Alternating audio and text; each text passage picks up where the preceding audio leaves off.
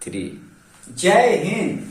आज हम लोग क्लास 6 एनसीईआरटी जो अतीत है वह क्लास 6 का देख रहे हैं। हमारा अतीत जो सारे प्रतियोगिता एग्जाम के लिए इंपॉर्टेंट माना जाता है, तो हम लोग इसको क्लास 6 का चैप्टर हम लोग स्टार्ट किए हैं और सारे यूपीएससी, बीपीएससी और अदर प्रतियोगिता के लिए ये बुक रामबाण माना जाता है।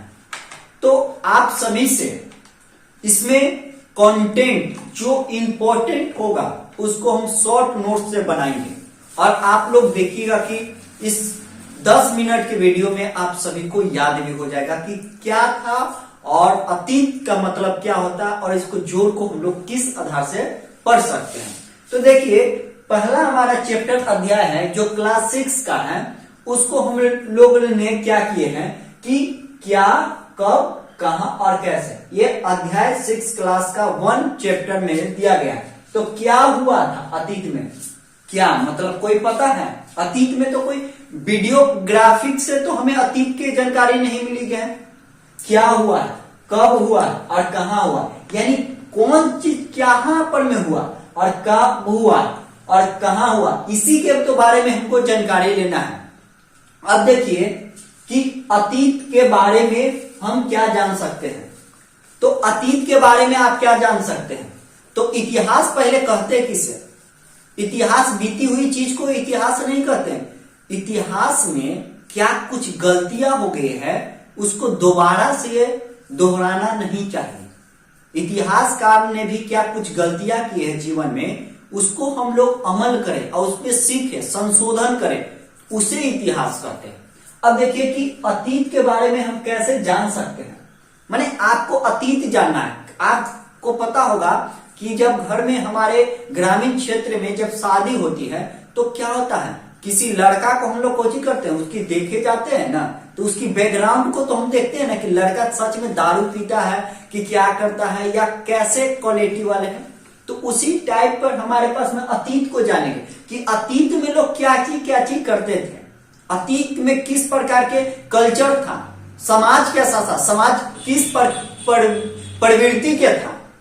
तो आप इस चीज को देख सके होंगे कि अतीत के बारे में कैसे जान सकते हैं। तो अतीत के बारे में बहुत कुछ जान सकते हैं कि उस समय में कैसा खेल खेलते थे, किस तरह के आखेट का मतलब क्या होता है, लड़ाई कैसा करते थे और शिकार कैसा करते थे, पशुपालन कैसा करते थे, कृषि कैसा करते थे और शासक कैसा था, कला और संस्कृति, विज्ञान था कि नहीं था।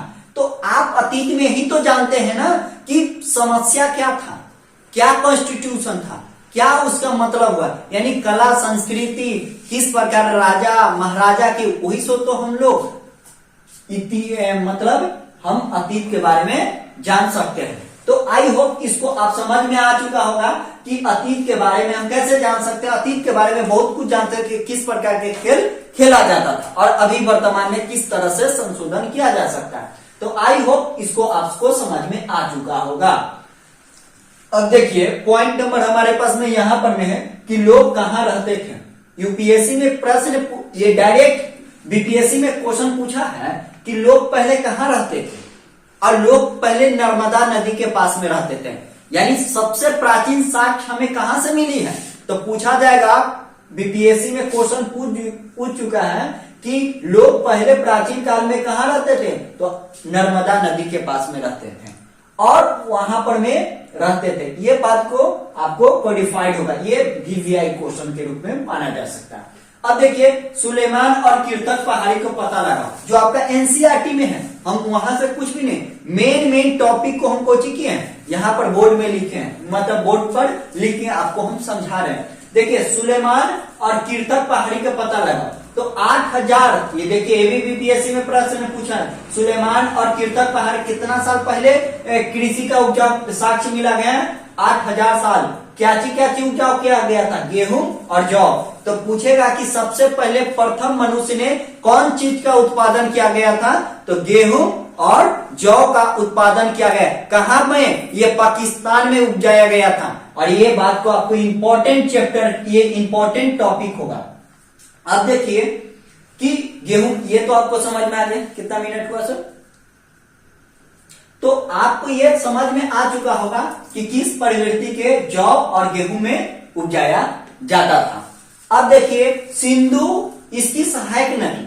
अब बताइए कि सिंधु और सहायक नदी क्या होता है। तो पहले आपको पॉइंट को समझना पड़ेगा कि सिंधु किसे कहते हैं और सहायक किसे कहते हैं। मतलब सिंधु की सहायक नदी यानी छोटे छोटे नदियां आपस में एक बड़े नदिया में मिल जाता है तो उसे सहायक नदी कहते हैं। जैसे पुनपुन की नदी है, गंगा नदी को क्या होगी, सभी के सहायक नदी है कि नहीं है, यानी सबों के गंगा में मिलन हो जाती है। पुनपुन नदी फतुआ में तो मिल जाती है, मिलती है ना। बीपीएससी में क्वेश्चन पूछा है कि बताइए पुनपुन नदी कहां पर में मिलती है, तो कहां में, फतुआ में क्रॉस कर जाती, गंगा में सहायक बनते हैं। सहायक को छोटे छोटे नदी 12 को आपस में जोड़ लेता है, उसे सहायक कहते हैं, यानी सहायता कर देता है। अब देखिए यहां से पॉइंट नंबर क्या बोलेगी कि लगभग मनुष्य पहले, ये भी क्वेश्चन इंपॉर्टेंट होगा कि लगभग 4700 वर्ष पहले नगर बसाया। कहां पर में, नर्मदा नदी के पास में लोग बसना स्टार्ट किए थे। कहां पर में, 4700 वर्ष पहले। और ये क्वेश्चन कई बार रिपीट हो चुका है कि पहले मनुष्य ने कितना साल पहले रहा था, तो 4700 वर्ष पहले रहा था, नगर के रूप में रहा था। इसका विकास कब हुआ था, तो पूछेगा कि इन नगरों का विकास कब हुआ था, 2500 वर्ष। आपके पास में इंपॉर्टेंट चैप्टर होगा कि 2500 वर्ष पहले इस यहां पर में था। तो आई होप आपको इतनी बातों को आपको समझ में आ चुका होगा। तो अब हम देखते हैं, यहां तक तो सभी को इंपॉर्टेंट होगा, स्क्रीनशॉट भी ले सकते हैं। अब देखिए अगर वीडियो अच्छा लगे तो लाइक और शेयर भी करेंगे। अब देखिए कि देश का नाम मतलब कट गया क्या, वीडियो कटने वाला है क्या, हटा दीजिए, हो गया। देखिए कि यहां तक तो हम लोग सीख लिए थे कि लगभग 4700 पहले मनुष्य ने नगर बसाया और नगरों का विकास कब हुआ था, आपके पास में 2500 वर्ष पहले हुई थी। अब देखिए दोस्तों कि हमारे पास में देश का नाम, यानी देश का नाम क्या चीज से लिया गया है। और आपको ऑब्जेक्टिव, ये भी प्रश्न इंपॉर्टेंट होगा कि देश का नाम किस चीज को लिया गया है। तो देश का नाम इंडिया किस शब्द से निकला है, इसका शब्द का इंडस से निकला है। क्या चीज से निकला है, इंडस से।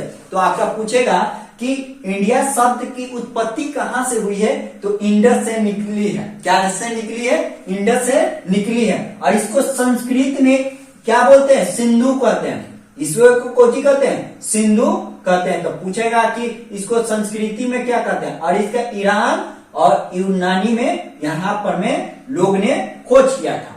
और इसका उल्लेख हमें ऋग्वेद में मिलता है।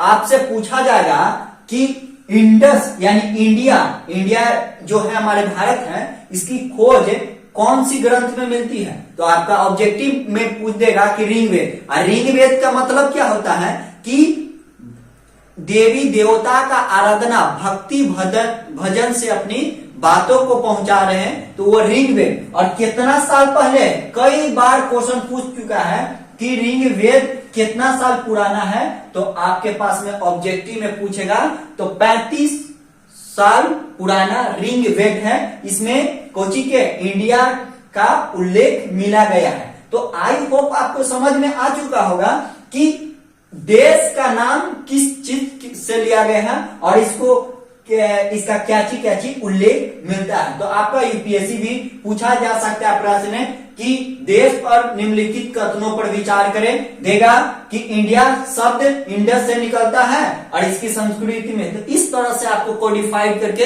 आपसे पूछा जाए। इसके बाद पीवाईक्यू भी हम करवाएंगे। पीवाईक्यू का मतलब क्या होगा कि मेन इंपॉर्टेंट, जब 6 क्लास का हो जाएगा तो हम इसका अवेलेबल भी वीडियो करवाएंगे कि प्रश्न कैसे कैसे पूछा जा सकता है।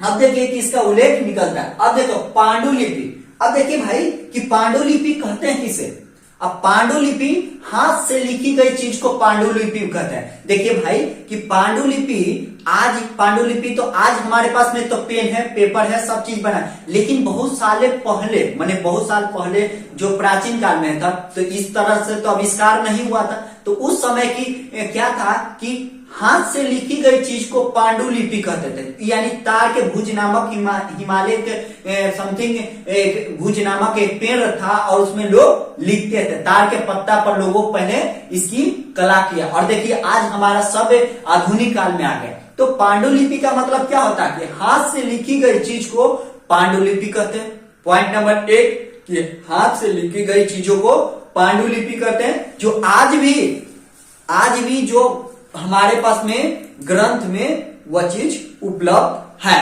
तो आई होप आपको समझ में आ चुका होगा। अब देखिए अभिलेख का मतलब क्या पता चलता है? देखिए अभिलेख से ही पता चलता है ना कि उस समय की कला संस्कृति किस प्रकार की थी।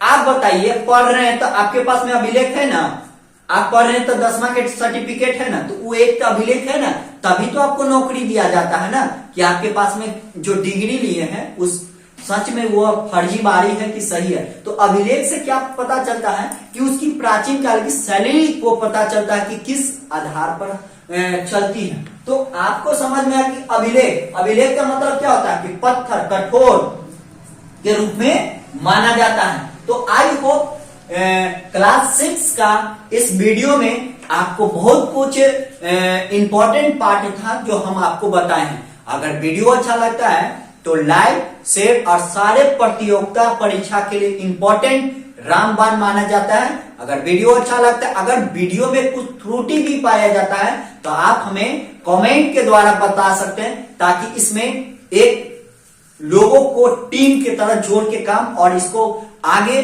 और आप लोग वीडियो को शेयर करें। अगर कुछ त्रुटि है तो हमें बताएं।